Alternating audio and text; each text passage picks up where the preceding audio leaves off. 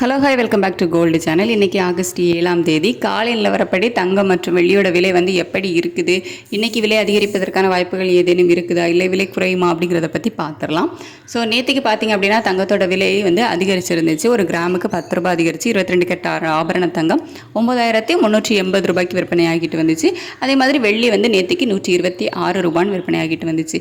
இப்படிப்பட்ட சூழ்நிலையில் இப்போதைய நிலவரம் எப்படி இருக்குது அப்படின்னு பார்த்தீங்கன்னா, சர்வதேச அளவில் பெரிய மூமெண்ட் வந்து எதுவுமே இல்லை. அதாவது பெரிய மாற்றம் ஏதும் இல்லாமல் ஒரு சின்ன ஏற்றம் மட்டும் இருக்குது.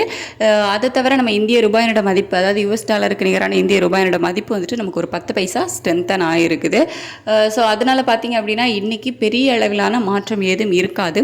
நேற்றைக்கு விற்பனையான அதே 9380 இருப்பதற்கான வாய்ப்புகள் தான் அதிகமாக இருக்குது. அப்படி இல்லை அப்படின்னா ஒரு ப்ளஸ் ஆர் மைனஸ் ஒரு 30 ரூபாய்க்குள்ளே வந்து மாற்றங்கள் இருக்கலாம்.